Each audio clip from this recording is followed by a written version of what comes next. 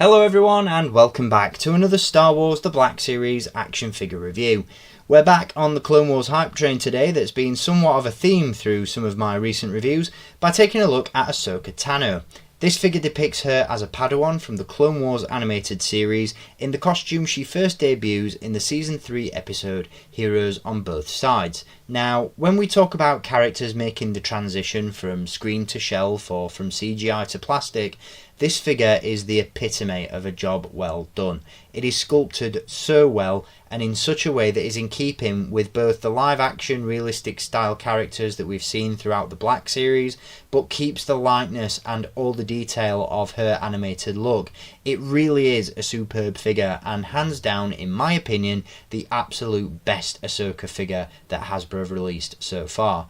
Now, it is a slightly older release, it's been available for some time, but I'll pop a link in the video description down below, which will take you, as always, over to our friends at Star Action Figures. She's not currently listed as in stock, but the team are undergoing a warehouse move at the time of filming this review, so you never know, they may uncover some hidden gems during the transition. Now we're going to dive into this figure and what makes it so great in just a little bit. Before we do, as always, let's take a look at that all-important packaging. So of course, once again, being a slightly older release, this figure does come in plastic-free packaging. Now again, I've made my feelings known about this in previous reviews. I'm not a lover or a hater.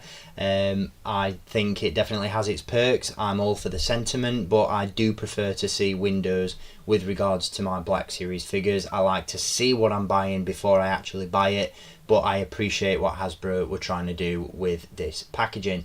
That being said, I do still really like the glossy renders that we get on the front of the box. You have this very atmospheric imagery going on there, which looks really cool. We have the colour band around the edge of the box indicating that this character and this figure is from the Clone Wars, and then down the side we have that usual mural artwork of Ahsoka looking very cool indeed and battle ready. On the reverse side we have an image of the figure once again and a brief description of the character, and then on the other side we have a breakdown of the figure, the accessories that she comes with and the height she measures in at, which is a feature I wish had stayed on the plastic packaging that these Black Series figures come in, but be that as it may, it is what it is. Like I said, the packaging itself is it's a non-factor really. Once you've seen one Black Series box, you've pretty much seen them all, but like I said, it is nice to see the windows back. Now let's waste no more time on the packaging. Let's dive into this review and take a look at the figure itself. So here we have Ahsoka Tano, free of her plastic-free packaging, and as I mentioned at the start of the review, I think this is, without a doubt, the best Ahsoka figure that Hasbro have offered up in the Black Series 6-inch scale. Sculpt, articulation and posability, accessories, every box has a tick when it comes to this figure, and I couldn't be happier with how she turned out. One of my initial fears with this one was that upon first glance it seems very spindly, almost as though she'd be extremely susceptible to falling over all the time, but I'm happy to say, for the most part, she stands unaided, and whether you've got her posed with the lightsabers or not, she doesn't need a stand and she doesn't tend to topple over too much. But that aside, this really is one of those instances where I don't have a negative thing to say about the figure. Ahsoka's likeness right off the bat is captured really nicely with this figure. Like I said at the start of the review, it's one of those instances where it's sort of an amalgamation of her live action and animated look. They've definitely gone for a more animated feel, and in that sense Ahsoka doesn't quite look like she does in those live action flashbacks that we got in episode 5 of the Ahsoka series, but that's okay. I really like this head sculpt, and I think given at the time of this figure's release we didn't have an actress portraying a teenage Ahsoka in live action, Hasbro have still done a great job interpreting her animated likeness into a more realistic portrait. It really is a phenomenal head sculpt, and that photoreal face printing technology once again really does wonders for this figure. The detail, especially around the eyes, is really well done. The paint applications on the head are really nicely applied as well. Got that gold crown there around the forehead as well, or headdress, not so much a crown. And you've got, of course, the Padawan braid sculpted on the back of her head as well, which is a really cool little touch and a nice added detail. As you can see, the rest of the outfit is very nicely sculpted indeed. All the appropriate details are there. You've got ammo pouches on the belt. You've got a plug there as well, or two plugs should I say, for the lightsaber hilts, which is really cool to see. Got some nice ornate detail in there on the front of the tunic. Got these bands around the arms, the gauntlets, great detail in the trousers and in the boots. Even the buckles are painted.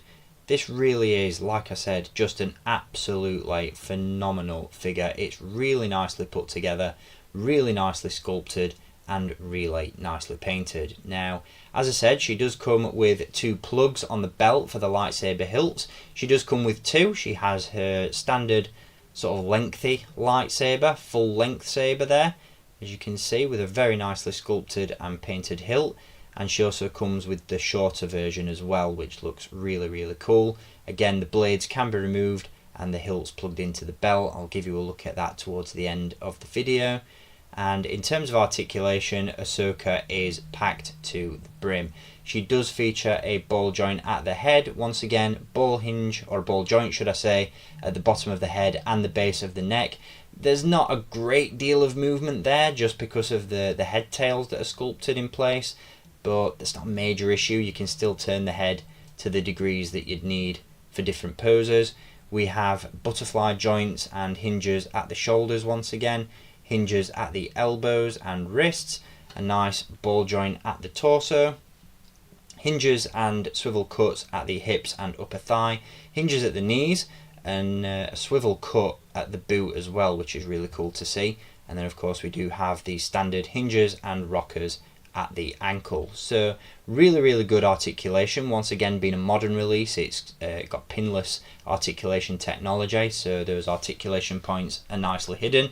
And yeah, just overall, it is a phenomenal figure. Like I said, you can get it in some fantastic poses. She's sculpted really well.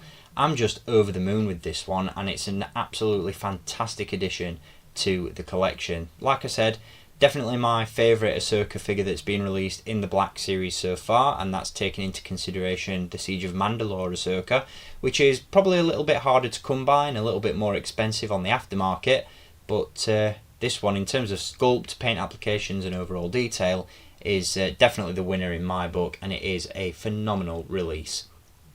Now, as I mentioned, you can indeed plug the lightsaber hilts into Ahsoka's belt, and this is a rare instance where I feel this figure in a more stoic and standard pose looks just as cool, if not better, than an action pose. This really is a phenomenal looking figure. Proportions, sculpts, like I said, everything about it is just absolutely perfect, and I really cannot recommend it enough. Just wanted to throw in that little bit at the end there just to give you a look at what this figure looks like with the sabers clipped to the belt, because like I said, this pose is just as good as an action pose in my opinion. And finally, just because I'm aware that I never actually reviewed this figure, here she is alongside her master, Jedi General Anakin Skywalker himself. This is of course the Lucasfilm 50th Anniversary Edition that was released a couple of years ago, and these two figures look absolutely phenomenal side by side. There are a few issues with this Anakin figure that I have. I'm not going to go into them now because I'm not reviewing this guy.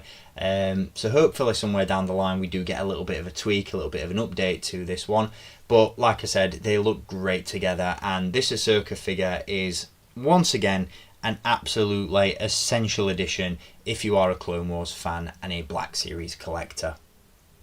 So that is going to conclude this review on Ahsoka Tano from the Black Series 6-inch line. Once again, an absolutely outstanding Ahsoka figure. There hasn't really been a bad figure per se released of her in the Black Series. They've all been pretty good, honestly, but this is easily the best of the bunch. Deco, sculpt, everything is on point with this one. And once again, I can't recommend it enough. So be sure to keep an eye on that link in the video description. Hopefully this one pops up in stock once again sometime soon. In the meantime, if you can pick up this figure for yourself, definitely do so. It's definitely worth it. So thank you for tuning in, guys. I will be back with more reviews very soon. Until then, as always, keep collecting and may the Force be with you.